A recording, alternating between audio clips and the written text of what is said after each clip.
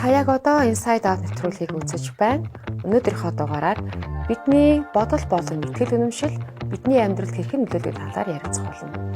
Бидний дотроо зөв гэж боддог итгэл үнэмшил нь яг үнэхээр зөв байдгүй. Түүнийг зөв таньж өөрчлөх арга байгаа юу гэх мэт олон асуултанд хариулахаар сэтгэл судлаач, цэцэн бэлэг болон хүний хөгжил судлаач мөнх жаргал нарыг урьж оролцуулсан байна. Нэвтрүүлгийн дамжаалагч Элит цэцгийн салон. Цэцгийн соёлыг элит цэцгийн дэлгүүрээс. Энэ удаагийн нэвтрүүлэгт маань хүрэлцэн ирсэн хоёр зочиндоо маш их баярлалаа. За тэгээ манай нэвтрүүлэг хийхдээ дандаа нэг сэтгэл зүйчтэй чи үнийг зочинтой явдаг. Тэгээд манай нэвтрүүлгийн түүхэнд хамгийн анх удаа хоёр зочинтой ирж байгаа тий ярилцах байгаа юм сэдв болж байна. Энэ сэдв маань болохоор алдаатай итгэл үнэмшил гэдэг юм сэдв байгаа. Тэгэхээр бидний дунд маш түгээмэл байдаг ч гэсэн миний бодлоор жоохон баг зэргийн тэр болго ярьдгүй ч юм уу эсвэл нуутмал байдаг юм болов гэж би ойлгож байна л да. Тэгэхээр хамгийн түрүүнд одоо хүний хөгжил судлаач мөнх жаргалахаас асуух. Яг энэ алдаатай итгэл үнэмшил гэдэг зүйл яг хүний хөгжил талаасаа ч юм уу те тарих мэдрэлийн талаасаа ч юм уу яг юу гэдэг вэ гэдэг талаас нь ярил. Аливаа нэг зүй тогтол жам ёсны тэр үйл явцын талаар би дотооддоо эн чинь ийм юм байна штэ гэж итгэж байгаа тэр итгэл маань буруу байвал алдаатай байвал. Эсвэл ямар нэгэн гадаад ертөнцийн талаар гажууд буруу төсөөлөл миний дотор бууцсан байвал. Жишээлбэл нөгөө чухал биш зүйлийг итгэхийг чухалчилсан байж итгэцэн байж болно. Хэрэггүй зүйлийг хэрэгтэйгээ бодсон ирнэ. Хэрэгтэй зүйлийг хэрэггүйгээ итгэцэн байж болно. Тэгэхээр энэ шийдвэр гаргалт энэ итгэл үнэмшлүүд чинь тэр шийдвэр гаргалтуудыг дандаа чиглүүлж яадаг суурь нь болж өгдөг. Тэгэхээр итгэл үнэмшил алдаатай байх юм бол шийдвэр гаргалт алдах магадлал өндөртэй. Итгэл судлалын шинжилгээ ухааны үүднээс те belief system theory гэж бүр маш том онолж байгаа. Бүр энийг ингээд аюу олон талаас нь судалсан те. Тэгээ тэнд юу гэж үздэг гэхээр итгэл үнэмшил зан үйлийн харилцан одоо тэр хамаарлыг судлаад байгаа. Өөрөөр хэлбэл итгэл үнэмшлийг юу хэлээд байна гэхээр би юуг үнэн гэж үнэмшин тэрэндээ итгэж байгааг л итгэл үнэмшил гэдэг байна шүү дээ. Миний хувьд үнэн гэд ботчихсон зүйл. Тэгэхээр итгэл үнэмшлийг ийм гурван түвшинд хувааж авч үздэг л дээ. Хувь хүний түвшинд өөрөөр хэлбэл тухайн хүн өөрийгөө хэрхэн хүртэж байгаа. Эерэг юм уу, сүрэг юм уу те. Дээрэс нь тухайн хүн бусад хүмүүсийг хэрхэн хүртэж тайлбарлаж байгаа. Тэгээд тухайн хүн юмс үзэгдлийг хэрхэн хүлээж авч тайлбарлаж байгаа ингээд хувь хүн бусад хүмүүс одоо ерөнхий нийтлэг одоо тэр бол одоо world гэдэг аа те дэлхийн энийг одоо бусад юмс үзэгдэл гэж хэлж байна. Тэгэхээр энэ гурав хэрхэн яаж бий болж бүрэлдснээс тухайн хүний одоо нөгөө self concept буюу одоо бие үзэлтэй өөрийн одоо тухай тэр одоо үнэлэмж бий болж байгаа юм л да. Нэг эмэгтэй ингээд 5 удаа үерхэд 5 эрэхтэд ингээд хаягдсан байгаа байхгүй юу? Тэгээ ирчүүд ер нь л худлаа юм байна. Би одоо хахиж хүмүүнтэй суухгүй. Энэ бол ерөөсөө би бол ерөөсөө эрэхтэй хөнгөө амьдрах л хүн юм байна гэж итгэцэн тий. Тэгээ ингээ харсан чинь 5 удаа яг нэг ижил сонголт хийсэн. Тэгэхээр тэр хийж байгаа сонголтын суурь нь ахаал итгэл үнэмшил. Манай нэвтрүүлэгт хүмүүс захаа ирүүлдэг өөрийнхөө амьдралд болоод байгаа асуудлуудад зөвлөгөө авахар тийм захаа ирүүлдэг байгаа. Тэгэхээр хэдүүлээ энэ захааг эхэлж уншаад тухайн хүний нөхцөл байдал дээр бас ярилцъя тийм ээ. За, намайг Ц гэдэг би сэтгэл зүйн зөвлөгөө авах хүсэлтэй байна. Миний асуудал бол би өөртөө маш итгэлгүй. Ажлын бүтээмж болон гүйцэтгэлийн хувьд маш муу гэж өөрийгөө хардаг. Бусад хүмүүс ч гэсэн намайг үнэлдэггүй юм шиг санагддаг. Энэ нь миний өдөр тутмын амьдрал байнга сөргөөр нөлөөлдөг. Би үргэлж айдас сэтгэл зовнилт автсан байдалтай байна. Ямар нэгэн асуудал үүсгэхэд би үүнийг маш том алдаа мэт үзэж өөрийгөө буруутгадаг. Энэ асуудлыг шийдэх арга замыг олж чадахгүй байгаа. Тиймээс энэ талаар зөвлөгөө тусламж авах хүсэлтэй байна. Хэрхэн энэ төрлийн итгэл үнэмшлээс ангиж явах вэ? Мөн өөрийнхөө сэтгэл зүйн байдлыг хэрхэн ойлгож засч чадах вэ? Таны зөвлөгөө дэмжлэг миний хувьд ихээхэн чухал юм а. Танд баярлалаа гэсэн байна. Яг нөгөө энэ хүнтэй уулзаж ярилцах шал өөр штэ мэдээллийг авч зөвлөгөө өгөх те. Тэгэд нас нь бас хэдийн гэдэг нь их чухал байна. Жишээлбэл хүний ухамсарт тарих бол бид нар одоо бараг хүн бүхэн мэддэг болсон баг. Араасаа эхэлж хөгжиж байгаа 5 настайд бол яг бүтцэн бүрэн хэлбэр болоод үйл ажиллагааны үед бол 25 нас хүртэл хөгжиж идэг шүү дээ. Ингээл багаар хөгжиж. Өөрөөр хэлбэл 25 хүрсэн одоо хүн ухамсартайгаар нийгмийн харилцаанд орж шийдвэр гаргах 100% чадамжтай гэж үзэж байгаа байхгүй. Тэгэхээр одоо 25-аас дээш настай хэрнээ ийм зүйл байгаад байвал тэнд ухамсар тархины үйл ажиллагаа сайн хөгжөөгүй, тэр нь бүрэн зүйд ажиллаж чадахгүй байгааг нь хэлбэрэж болно. Дээрээс нь сая 2022 онд хэвлэгдсэн судалгаа Германд хийгдсэн. 19,000 гаруй хүүхдэр л өсвөр насныхан дээр хийгдсэн байсан. Итгэл үнэмшил хүний зан төлөвийг ч юм уу одоо бүрэлдүүлж гинөө гэдэг тэр ингээд судалгаа хийсэн байхгүй. Тэгсэн чинь өөрийнхөө талаар сөрөг одоо юм итгэл үнэмшилтэй хүүхдүүдийн ихэнх нь шуналтай болсон гэсэн тийм үр дүн гарсан байна. Одоо өөрөөр хэлбэл зорилго нь дандаа мөнгө те илүү хэд баялагтай болох өөрийгөө батлах гэх. Тэгээ яаж юм гэхээр нөгөө би угаасаа одоо чадахгүй намайг хүмүүс одоо муу гэж боддог гэдэг тэр итгэл үнэмшил нь одоо алдаатай байгаа шүү дээ. Тэнгүү тэрийгэ эд хөрөнгөтэй болох замаар нөхчин гэсэн үг. Сэтгэл засал дээр бол ерөөсөө алдаатай итгэл үнэмшлийг засах замаар тэр хүний одоо сэтгэл зүйг нь одоо засдаг тийм аргаар ачлаадаг. Энэ дээр бол яг цэвэр итгэл үнэмшлийг авч үздэг байхгүй. Сошиал медиа хөгжсөн цагаас хойш ерөөсөө хүн нөгөө яг би өөрөө үзэл бодлыг илэрхийлэх ёстой мó ёсгүй мó. Энэ яг энэ хүний өмсөж байгаа хувцас нь үнэхээр яг гоё юм. Би энийг өмсөх ёстой мó өмсөхгүй мó гэдэг юм нэг юм нөгөө хүнүү мол очиж үзээг бол хүн биш болно гэдэг шигтэй бүр ингээд нэг юмд ингээд контролд болоод ингээд бид нар байгаад байгаа юм шиг байна. Тэгэхээр нөгөө хүн маань түрүүний залуу шиг би нэг л биш байна гэдэг өөргөө мэдсэн. Гэхдээ энийгээ засах гэхлээр тэр хүнд нэг юм дассан юмнасаа гарахад нэг айц байгаа гэж би бодоод байна л та. Би өөрийгөө өөртөө итгэлгүй гэдгийг би мэдж байгаа. Гэхдээ би яаж өөртөө итгэлтэй болох юм бэ? Өөрт гинт ингээд өөр хүн болоод ирэх надад чадвар байгаа юу? Энэ зөв үуч гэдэг юм уу те? Тэр нэг юм хооронд нэг юм өөрчлөлтийн хооронд нэг юм явдаг процесс айцтай тулгардаг байх л гэж би одоо хараад байна л та. Яг саяны юм дээр жишээлбэл яг нийтлэг нэг юм зөвлөгөө санал болгоод гэн. За эхлээд өөрийгөө нэг таны мэдээд өөрлөгөө өнгөч гэх яг. Тэгэхээр энэ хүн бол өөрлөгөө ямар ч гэсэн ингээ өнгөө нэг болж байгаа болохгүй гал нэг мэдсэн ба штэ. За тэгээ тэрийгэ тэмдэглээд авчих. За тэгэнгүүтээ за ер нь л би ийм байна гэнгүүтээ энэний яагаад ийм болсон гэж ер нь бодож байгаа юм даа шалтгаанаа гаргаж ирэх юм те. Жишээлбэл өөртөө итгэлгүй байна. Яагаад өөртөө итгэлгүй болсон гэж бодож байгаа юм. Шалтгаан айгуу чухал байхгүй. Тэрийг үүтгэж бид нар жишээлбэл өөртөө итгэлгүйнийг өөртөө итгэлтэй болгохын тулд шалтгааныг нь олж иж тэр шалтгааныг засч иж л өөртөө итгэлтэй болно шүү дээ. Тэгэхээр юунаас болж би ийм болсон юм болоо гэдгээ ахаад маш сайн одоо ингээд бясалгаж бодох хэрэгтэй байдаг юм лээ. Ер нь бол нөгөө хүн дуртай давш мэдхгүй тэл тэгээ яваад байгаа гэсэн. Ер нь ярьдаг л да нэг шин дадал суух хугацааг бол 21-ээс 90 хоногийн хугацаа гэж ярьдаг. Дээрээс нь бас нэг хийсэн туршилтан дээр бол махчин загсыг бол аккорд хийгээд шилээр тусгаалаад өөрийнх нь барьж идэг жижиг загснуудаа цуг нэг аккорд хийсэн ба. Тэгээ нөгөө загс яах вэ гэхээр нөгөө жижиг загснуудаа дайрахлаар шилэн хантай юм чинь идэж болохгүй. Тэгсээр аваад тодорхой хугацаанд 60 хоногийн дараа дунд хаалтыг авсан чинь нөгөө иддэг загсаа идэхэ болж яг тэдэртэйгээ адилхан зүгээр хамт амьдэрсэн гэж. Тэгэхээр тэндээс ямар дүгнэлт хийсэн гэхээр аливаа амтан өөрийгөө хин гэдгийг мартахад 60 хоногийн хугацаа хэрэгтэй гэх мэтлэн гэдэг дүгнэлт. Тэгэхээр энэ чинь ер нь нөгөө 60 хоног чи 21-ээс 90 хоног дотор байгаа. Тэгэхээр өдөрт хэр олон давтж байгаа юм, хэр өөрөө их хүсэж байгаа гэдгээс шалтгаалаад хугацаа нь богноос урт руугаа тий. Гэхдээ ямар ч гэсэн ууггүй хийж чадвал 90 хоногийн дараа хүн өөрийгөө бүр шинжлэх боломжтой байна гэдэг нэг үнцэг.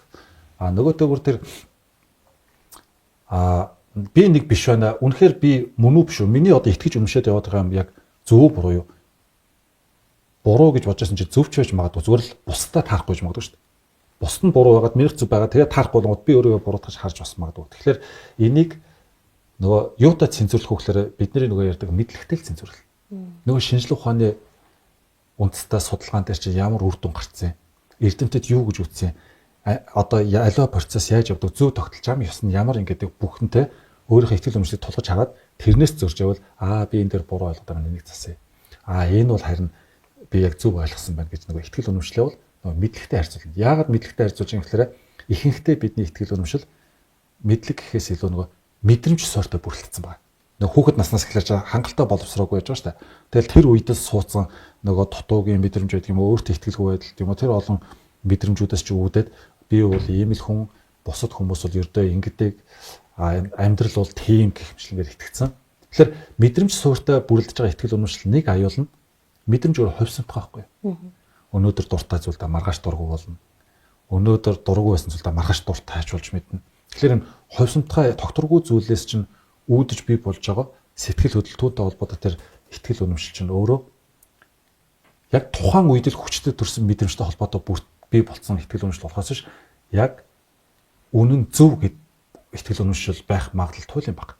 Тэгэхээр тэр мэдрэмж суурьтай бүрэлдсэн итгэл үнэмшлийг мэдлэгтэй харьцуулж засгал асуудал гэсэн. Ингэж олж харж нөгөө алдаатай байна уу, алдаагүй байна уу гэдгээ мэдлэгт суралцах замаар нөгөө ухамсар тархиа мэдлэгээр цэнэглэж ийж өсөх явцад мэдрэмж суурьтай бий болсон итгэл үнэмшлийг заснаа гэсэн. Хүн юу бодно түүнийгаа дуудана тий. Хүн яаж сэтгэн түүнийхээ дагуу амьдрна гэж хэлдэг шүү дээ. Тэгэхээр тэрийг хүмүүс ойлгохдоо би тэгвэл бодлоо засъя гой сайхан бодох хэрэгтэй мэн гэд бясалгалд яваа эсвэл шашин шүтээ гэдэг ч юм уу те нөгөө бодит биш зүйл рүү ингэж явж штэ. Сайхан юм бодвол биелнэ. Хүн бодлоор амьдрдаг юм а гэдэг зүйл яг шинжлэх ухааны үүднээс тархины хөгжил дээр бодит процессын дээр юу болоод байгаа юм бэ гэдэг талаар илүү тайлбарлаж өгвөл энийг ярихын өмнө нэг зүйлийг бас ойлгох хэрэгтэй хэдэн тоо баримт. Жишээлбэл бидний бие махбодод хичнээн эс байдаг вэ гэдэг. Тэгсэн янз бүрийн үр дүн байдаг. Гэхдээ нийтлэхээр бол яг хөглөрөө ерөнхийдөө нас бид хүрсэн эрэгтэй хүний биед 37 триллион эс байдаг гинэ. Харин эмэгтэй хүнийхд бол нэг 30 орчим триллион. Тэгээд хүүхдийнхд бол 28 орчим триллион эс байдаг гин. Асар их байгааз 28 их 80 гэсэн үг шүү дээ. Тэр олон эсүүд чинь 200 орчим дэд системд хуваагдаж ажилладаг гэнэ. Бие дотор. Одоо амьсгалын зам, хоол боловсруулах хэрэгтэн тий тулгуур эрхтний тогтолцоо, дааврын тогтолцоо ч гэмээр нөгөө системүүдэд хуваагдаж ажилладаг. Тэр 37 триллион эс чинь зөвхөн тархинаас ирэх сигналын дагуу ажилладаг. Тэгэхээр нөгөө тархины бүх эсийг чинь удирдахын тулд эхлээд энд шийдвэр гаргах хэрэгтэй. Тэгэхээр тэр шийдвэр чинь өөрөө гаргахын тулд мэдээлэл авна, мэдээлэл боловсруулж байгаа нь бодол болчиход байгаа шүү дээ. Тэгээ шийдвэр гаргасан шийдвэрийн дагуу одоо шил би хоёр гараа яг ярьж байхдаа хөдөлгөж байгаа нь тархин дотор айлд энэ шийдвэр гарцсан. Ярианда хүч өг гэл ингээл шийдвэр гарцсан учраас хийж байгаа байхгүй. Тэгэхээр нүдэ одоо зохио дээш нь доош нь буулгах энэ бүхэн чинь дахиад шийдвэр гарцсны дараа хийгдэж байгаа үйлдэл. Тархин одоо комд орсон гэж ярьдаг тархин ажиллагааг болсон хүмүүс бол юу нүдэ нээж хаах мэтгээл ямар ч үйлдэл хийж чадахгүй уран болчихдог шүү дээ. Тэгэхээр тархи бол өөрөө ингэж бидний бие махбодын удирдлагын үүргийг гүйцэтгэж яадаг хэрэгтэн баггүй. Хүртгүүн 5 эрхтнээр дамжиж байгаа мэдээлэл тархи өөр дээр хураагаад тэнд нь одоо харсан сонссон хоёр зүрх юм бол тэнд ямар алдаагаар ямар логик байна гэдэг ингээ нөгөө үнэн зөвийг хайх гэж явдаг юм л да. Тэгэхээр ийм өрмөц онцлогтой тархи гэдэг хэрэгтэн чинь бодит ертөнцтэй биечлэн харьцаж чаддгүй учраас бодит ус хоёрыг ялгадаг юм байна. Зөвхөн нүдээр чихээр орж иж байгаа мэдээлэлд итгэнэ. Одоо монголчууд бол юу гэж ярьдаг вэ гэхээр худал үгийг 1000 давтвал үнэн болно. Энийний цааны юу байх вэ гэхээр мэдээллийн давтамжинд тархи итгэдэг гэсэн үг байхгүй. Тэгэхээр нэгэнд бодит усыг ялгадаг юм бол тэр чинь зөв бурууг ч ялгахгүй, үнэн худлыг ч ялгахгүй, сайн муу гэж ялгахгүй болчихж байгаа. Тэгэхээр аль мэдээлэл ихээр нь тархи түүнд л итгэнэ. Сэтгэл судлал маань өөрөө хүний сэтгэц зан үйлийг судалдаг шинжилгээ ухаан шүү дээ. Сэтгэц гэх нөгөө тархи. Тийм учраас хүний өвчл сэтгэл судлалч бүр өссөн ч өсөөгүй чанартай байна. Сэтгэл зүйч хүн жишээлбэл тархины одоо тэр бүтэц үйл ажиллагааг ойлгохгүй мэдхгүйгээр хүнд зөвлөх ямар ч боломжгүй. Өөрөөр хэлбэл тархи яаж ажиллаж байна? Тэр хүний тархи яаж ажиллаж байна? Тэгээд тэр ажиллаж байгаа нь үйл ажиллагаан дээр яаж илэрч зан үйл болоод байна гэдгийг л хослуулан судалж байгаа шүү дээ, тий. Тэгээд түрүү нөгөө юу өөрөө хэлжсэн тэрэн дээр бас аюу гой санаа байсан. Би ингээл чаднаа болно гэл ингээл итгэх юм бол болдог гэл ингээл ярьж штэ тий. За бас хоёр талтай. Зарим ийм төрлийн хүмүүс байдаг. Болно гэл зүгээр бодоол яваад идэх тий. Мөрөдөл яваад. Юу ч хийдгүү. Яг үнэ. Хийхгүй бол хизээж бүтэхгүй. Тэнгүүдээ худлаа юм байна тий. Хүмүүс ингээл нэг айгу өндөр албан тушаалт ч юм айгу амжилтанд хөрөнгөд ингээ за болгон сүлтэй агараа ятэр гээл те нөгөөдг нь болгон шүлээ шарваад ч тэр хүн хичээхгүй бол амжилтанд хүрэхгүй шүү дээ те энэ нэг юм эн чинь ахаал нэг алдаатай ихтгэл өмшл бүр явж орж баг мохорс юм шиг те тэгэхээр би бодож итгэнгүүт миний даалд ухамсар энийг биелүүлдэг гэдэг бол бүр ерөөсөө үнэн шинжлэх ухаанч биш хандлага дээрээс нь тий сэтгэл судлал даалд ухамсар гэж ярьдаг ч гоо үйл ухамсарлахын төвшин гэж ярьдаг тий бүр дардаа зөнгийн инстинктийн төвшин. Тэгэхээр би өөрөө ингээ бодож мөрөөдөнгөө тэр даалт ухамсар биелүүлээд байгаа юм биш. Би бодож мөрөөдч энэ тодорхой зорилгоо тавьснаар нөгөө ухамсар тархимын тэрий чинь ойлгож хүлээж аваад эн чи ийм хүсээ тэмүүлээд байгаа юм байна гэд тэгээ тэрнийхээ төлөө үйлдэл хийж тэгээ амжилтанд хүрэх тухай ярина. Одоо энэ дээр нэг юм манай монголчуудын нийтлэг удмын хараалт гэл те. Удам дамжсан хараалтаа. Нөгөө тал нэг эсвэл юугүйж тайлбарлаад байгаа гэхээр нөгөө альва зүйл удамшдаг. За эцэг нь архиудаг бол хүүхэд нь архиуд наач гэдэг ч юм уу те. Эсвэл өөрийнхөө бурууг намайг ээж аав ингэж төсгөцсөн. Манай ээж ийм байсан учраас манай аав ийм байсан учраас би ингэж төрсөн, ингэж өссөн. Гэт нөгөө нэг юм ууг нь тэнч нэг шашинлаг баар биш яг ийм шинжлэх ухааны талаас нь бодоод үзэхээр зарим нэгэн зүйл үнэхээр удамшдаг байх ингээд удамшдаг зүйлүүд байгаа шүү дээ ингээд дамжчихсан те. Гэтэл тэрийг ингээд тэр хүн буцаагаад шийдий, болиулъя, зогсоо гэхээсээ илүүтэйгээр шууд нөгөө өнгөрсөн юм руугаа буруугаа өгөөд өөрөөд нь хөрөгчийн дүр ингээд эсгээс суучдаг. Тэр энэ өөрөө бас нэг бүр маш том алдаатай ихтгэл үнэмшил байгаа даа байхгүй те. Өөрийгөө засъя гэж хүсэхгүй. Энэ бол угаасаа буруу тэнд байгаа. Нийгэм намайг юм болгоцсон гэдэг ч юм уу те. Манай аавч 90 онд ингээд бүгд арх уужсэн болохоор ингээд тэгээд ахын ч гэсэн ингээд арх ингээд архич юм болсон шүү дээ. Ингээд ингээд те. Энэ нэг юм одоо ёстой л бүр яайда яаж болохгүй нэг юм зүйлээс хүн өөрийгөө за болий. Би энэ юусоо л хохирчин майндтай байх болий. Гэт ингээд нэг гараад ирэх нэг энэ нэг гой нэг те одоо бүр асар том гэрэл асж байгаа юм шиг юм. Чөлөөлөгдсөн мэдрэмж авч байгаа юм шиг те. Энийг юу н ямар алхмаар яаж туулах уу гэдэг нэг тийм гоё зөвлөгөө ч юм уу. Энэ хооронд юу болох уу ч гэдэг юм уу те. Яг үнэндээ тухайн хүүхэд хэн болох вэ гэдгийг хүссэн ч хүсээгүй ч нөгөө эцэг ихтэй хүмүүжүүлж байгаа орчин яалтчгүй шууд болон шууд бусаар шийдчихдэг.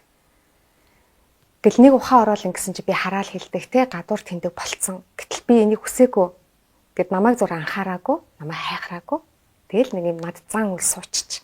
За окей энэ хүүхэд насанд суудсан юм байна. Гэтэл би одоо ингээд ухамсартай болцсон, хэрхэн яаж амьдрахаа өөрөө шийдэх эрх чөлөөтэй болцсон. Энэ чигээрээ би амьдраад үнэхээр аз жаргалтай утга учиртай амьдрах чадах юм уу гэдгээ эхлээд өөрөөсөө асуух хэрэгтэй. Үнэхээр хүсэхгүй байвал яг өөрөө чи хэлдгээр өдөр огчээс хөдөө үлдэхгүйгээр би өөрөө нэг засаж анзалж цоо шин хүн болох бүрэн боломжтой. Өөрөөр хэлбэл түрүү нөгөө өөрчлөгдөх гэдэг чинь ингээд ингэж хараад өөр хүн болж байгаа биш энэ чинь хуучин дадлыг шин дадлаар солих тухай асуудал шүү дээ. Хүн өөрийгөө буруутгадгүй дандаа зөвтгөхийг хичээж яадаг нөгөө амьд үлдэхэд хамгаалах механизм ажилладаг. Тэгээ бусдаас буруу хайдаг ямар нэгэн буруу бус руу өгдөг чинь өөрөө л нэг энд сэтгэл зүйн хувьд нэг амьд үлдэх гэдэг хичээгээд байгаа. Ууг нь бол зориг хэрэгтэй.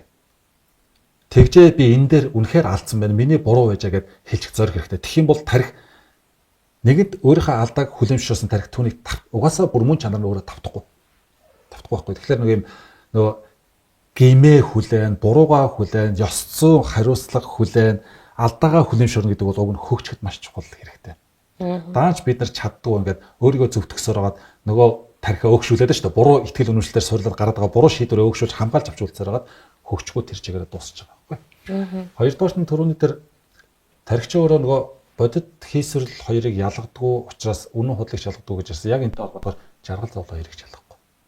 Тэгэхээр нөгөө юу ямрыг ялгахгүй учраас нөгөө итгэл үнэмшил чинь алдаатай алдаагүйгээ ч ялгахгүй болж байна. Тэгээ жаргал зовлоо хоёрыг ялгадгүй. Энийг яагаад ярьж байгаа гэхээр энэ дээрээс үүдээд маш том асуудал гарна. Нэг жижигхэн асуудал туллаар зовлон гэтгэж байна. Энд дахиад алдаатай итгэл үнэмшил. Дахиад нэг жижигхэн амьдралын жижигхэн бэрхшээл харгалаар дахиад зовлон гэтгэж байна. Тарих нэгэнд зовлон гэж итгэсэн бол тэгэл дуусаа. Зовлон гэж итгэсэн тарих зовлон гэж боддог зүйлтэйгээ нүүр тулахлаар гаргаж байгаа шийдвэр нь зовхол байхгүй. Тий, зовхол болж байгаа. Тарихны тэр нэг итгээд байгаа зүйлийг л маш зөвл суулгаж өгөхгүй бол ерөөсөө болохгүй. Тарих нэг итгүүл тэгэл дуусаа гэдгийг л ерөөсөө маш сайн ойлгох хэрэгтэй. Хин ч байсан.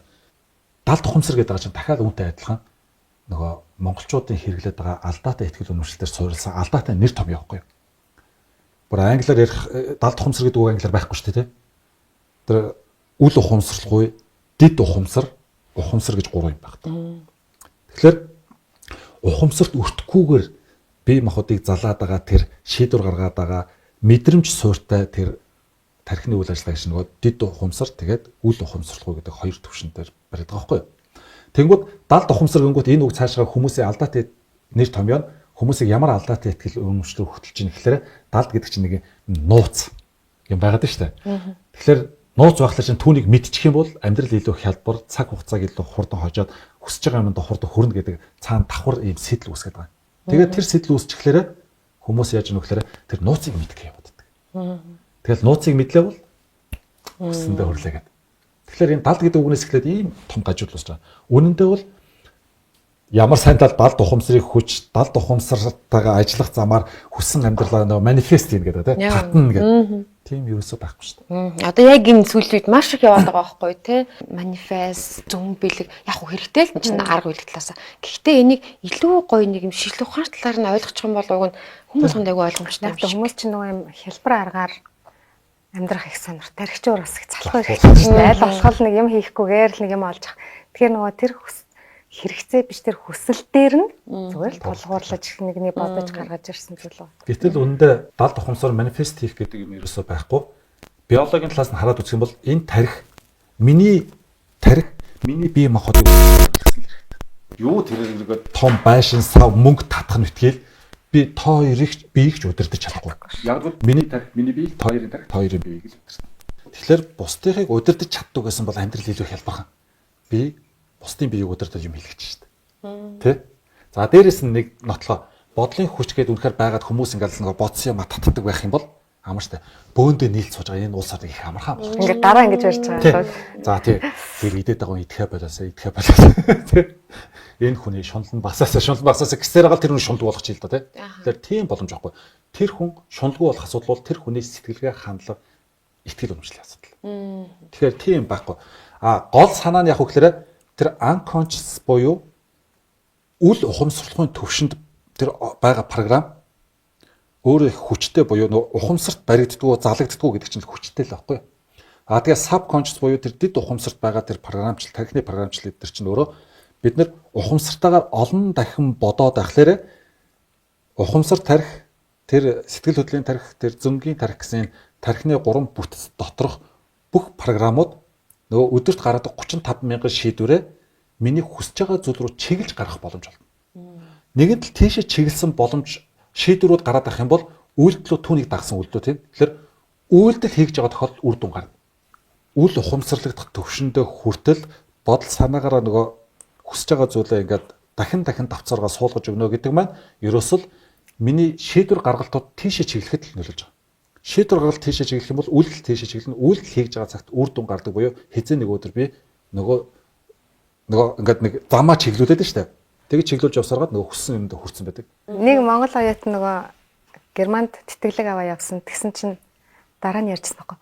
Би бүр Штутгарт сурыг гэж боддог. Бүр яг тэндээ тэтгэл авсан шүү. Тэн бол бүр гайхамшиг гэл тэ. Тэгээд хоёр ярилцж байгаа харсан чи applied-сэн сургуулиуд нь дандаа Штутгарт. Яг л өөрөө Штутгарт гэж хүсэж ирсэн учраас.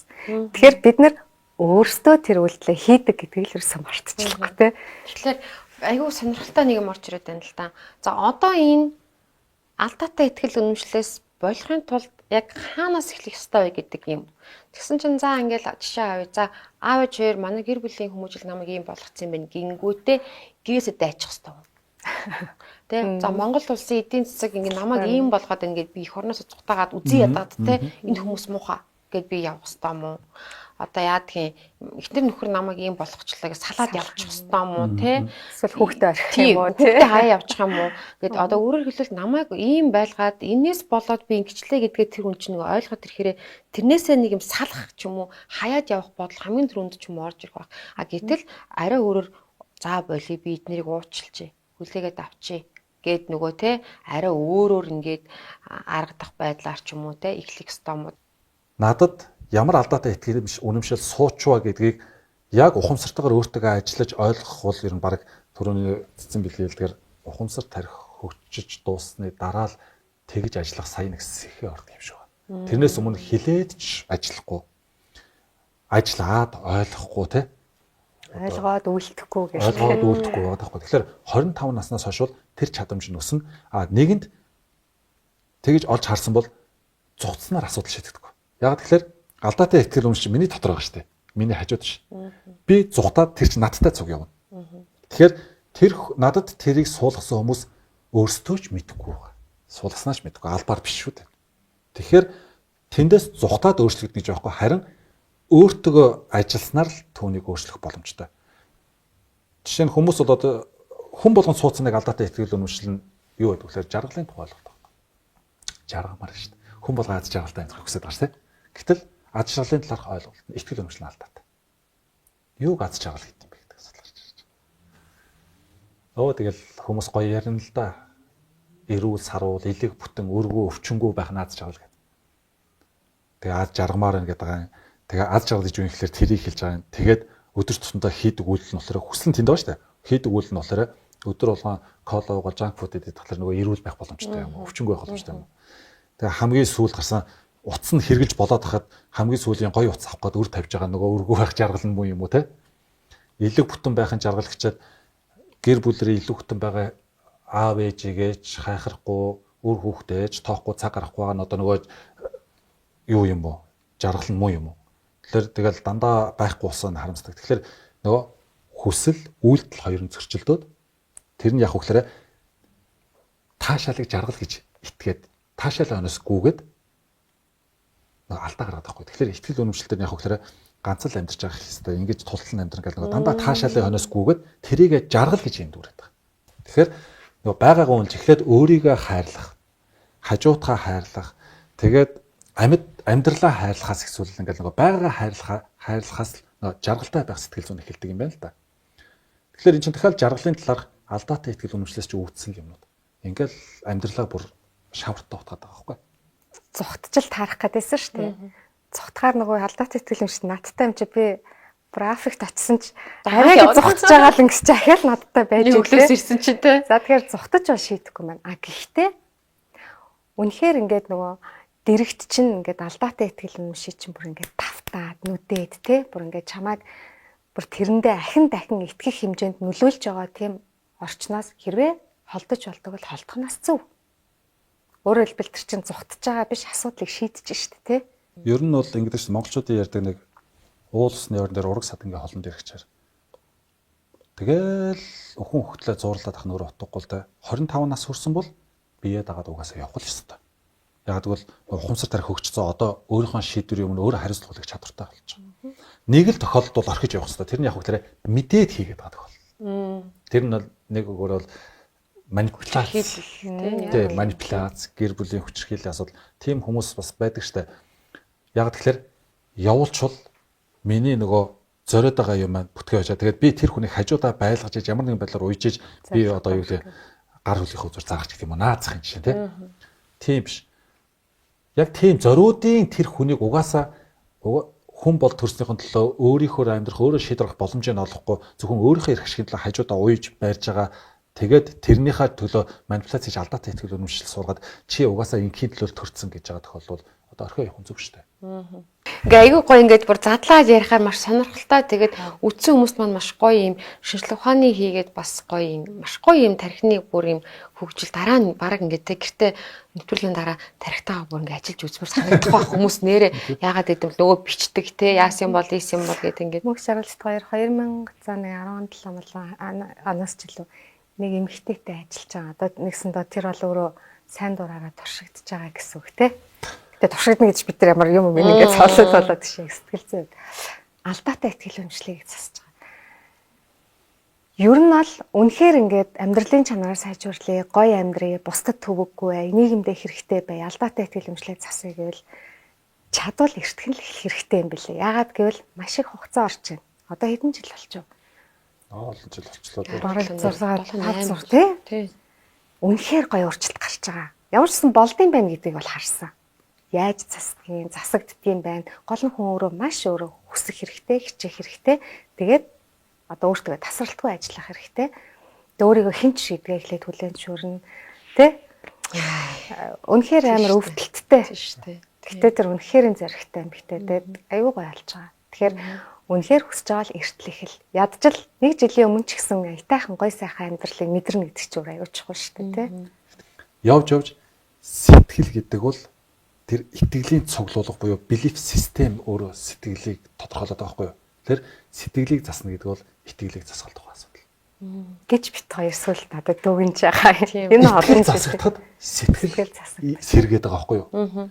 Өөстө зовж ийн гэж бодсон чинь зүгээр бэрхшээл төдий байсан юм шүү дээ. Нөгөө итгэл нь өөрчлөгдөд сэргээл эхэлж байгаа. Ямар сандаа нэг залуу бүр ингээд бизнесэнд борцоо уйлаа сууж ирсэн чинь энэ кейс нөгөө Америк кейс ахгүй гэсэн чинь нэг тэр бомтон хөгшин хажуугаар нь салхилж явж байгаад хараад чи яагаад ингээд шаналцсан байгаа асуусан чинь нөгөө хамаг зовлон ажилдаа ингээд бүтгэхэд дамжрал ерөөсө утга алга гэдэг. Тэгсэн нөгөө уг нь сонсож часнаа. Галаа санаа алдаад гэсэн. Хэрвээ болдгсон бол өөртөө байгаа бүх хөрөнгөө чамд өгөөд чиний залуу насыг алдаатай чинь цугуудалж авах байсан гэж. Тэгсэн чинь нөгөө залууг болохоор донг хэлсэн. Надад хамгийн үнцэнтэй залуу нас байгаа юм биш. Тэгэхээр хугацаа бай. Боломж байна. Тэгэхээр тэр чинь яг тэрхэн хүчит итгэл нь өөрчлөж байгаа. Бүх юм дуустаа гэж хэлсэн бол үгүй хамгийн үнцэнтэй зүйл нь байгаа нэг дээ ойлгоод хэлэнгүүт сэргээл дахиад бизнес эхнээс нь эхлүүлэх зориг орж байгаа юм. Яг таны мэтгээд суурьсан, мэдлэг суурьтай, шинжлэх ухаанчаар ухамсарлаж бүр ингээд одоо инсайт явагдана гэж байгаа шүү дээ. Ухаарал явах замаар тэр өөрчлөлт хийгдэж байгаа. За. Өнөөдрийн сэдэв маш гоё сэдэв. Нэг бүр ингээд задлаад ингээд яриа сомоод бүр санагдаад байна. Яалт ч вифер маань ингээд цагтаа учраас бүр үнэхээр дотроос ингээд бүр баяр жаргал төрөөд өөрийгөө би басан сая нэвтрүүлгийн туршид ингээд бодлоо л за би энийг ингэж болох юм. Би энэ өөртөө ингэж ажиллаад байгаа. Тэр нь жаахан буруу юм ингээд үзье гэдэг ч юм уу те. Маш гоё урам зориг авлаа. Тэгээ манай нэвтрүүлэгтэй хамтардаг элит гэж цэцгийн дэлгүүр байдаг. Нэвтрүүлгийн дэмжиж ажиллагч Элит цэцгийн салон. Цэцгийн соёлыг элит цэцгийн дэлгүүрээс. За ингээд нэвтрүүлэгт маань хүрэлцэн ирж маш гоё сэдвээр ингээд гоё нээлттэй чөлөөтэй дэлгэрэнгүй ярилцаж одоо үзэгч түмэндээ маш гоё мэдлэг хуваалцсан та хоёртаа маш их баярлалаа. Та хоёрынхаа цаашдын ажилд маш өндрөөс өндөртэй амжилт хүсье. Сүүлийн нэг үгийг хэлчихье. Яаж байгаа гэхээр сая одоо нэвтрүүлгийн туршид бас нөгөө үнэн гэж бодож исэн зүйлүүд нь худлаа. Зөв гэж бодож исэн зүйл нь буруу болоод ингээд үзэж байгаа хүмүүс бас тийм зөрчил мэдээж явагдана тий. Гэхдээ яригдж байгаа зүйлс дандаа шинжлэх ухааны үндэс суурьтай учраас тэрэн дээр одоо бити ингэж эмзэглээж өөрийгөө буруутгаж тий гэж хүлээж аваарэ. Ягдвал энд бол дандаа мэдлэг яригдсан шүү. Өөрийгөө өөр өнцгөөс харж сурах нь таны өсөлтийн эхлэл юм. Та өөрийнхөө итгэл үнэмшил болон бодолд шүүлтүртэй хандаж шаардлагатай бол шинчилж сураарай. За дараагийн доор хүртэл баяртай.